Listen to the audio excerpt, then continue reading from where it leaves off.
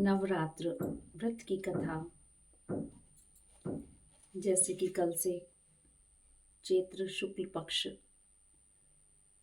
नए साल की प्रतिपदा शुरू होने वाली है, हमें नवरात्रों की कथा करनी चाहिए।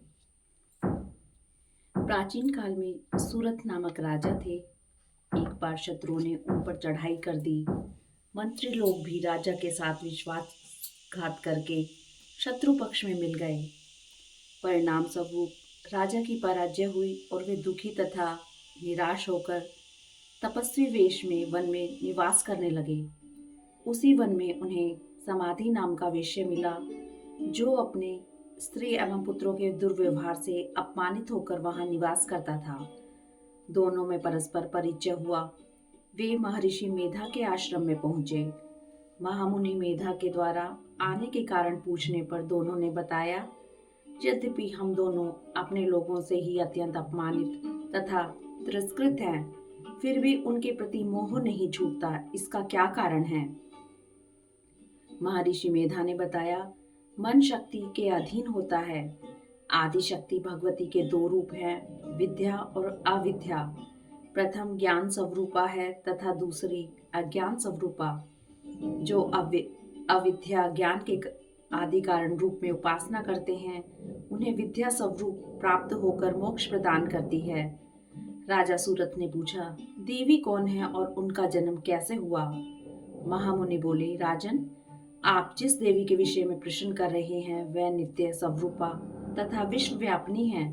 उनके प्रादुर्भाव के कई कारण हैं।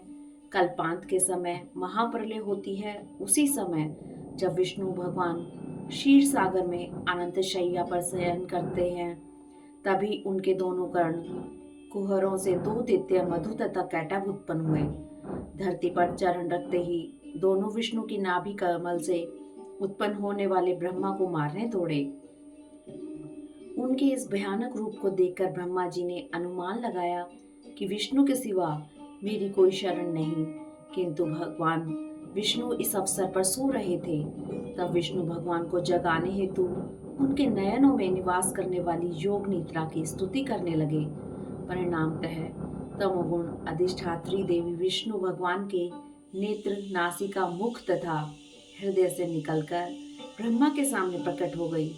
योग निद्रा के निकलते ही भगवान विष्णु जाग उठे। भगवान विष्णु तथा उन राक्षसों में 5000 वर्षों तक युद्ध हुआ। अंत में वे दोनों भगवान विष्णु द्वारा मारे गए। ऋषि बोले, और ब्रह्मा जी की स्तुति से उत्पन्न महामाया देवी की वीरता सुनो। एक बार देवताओं के स्वामी इंद्र तथा दैत्यों के स्वामी महिषासुर में सैकड़ों वर्षों तक घोर संग्राम हुआ। इस युद्ध में देवराज इंद्र की पराजय हुई और महिषासुर इंद्रलोक का स्वामी बन बैठा। तब हारे हुए देवगण ब्रह्मा जी को आगे करके भगवान शंकर तथा विष्णु के पास गए और उनसे अपनी व्यथा कथा कही। देवताओं की इस निराशपूर्ण वाणी को सुनकर विष्णु तथा शंकर को महान क्रोध आया। भगवान विष्णु के मुख तथा ब्रह्मा, शिव, इंद्र आदि के शरीर से एक पूंजीभूत तेज निकला, जिससे दशाएं जलने लगी। अंत में यही तेज एक देवी के रूप में परिणत हो गया। देवी ने सभी देवताओं से आयुध, शक्ति तथा आभूषण प्राप्त कर उच्च स्वर से अट्टहास युक्त गगनभेदी गर्जना की, जिससे तीनों लोकों में हलचल मच गई। क्रोधित महिषासुर दैत्य सेना का व्यूह बनाकर इससे नाद की ओर दौड़ा। उसने देखा कि देवी की प्रभा से तीनों देव अंकित हैं। महिषासुर अपना समस्त बल छल छदम लगाकर भी हार गया और देवी के हाथों मारा गया।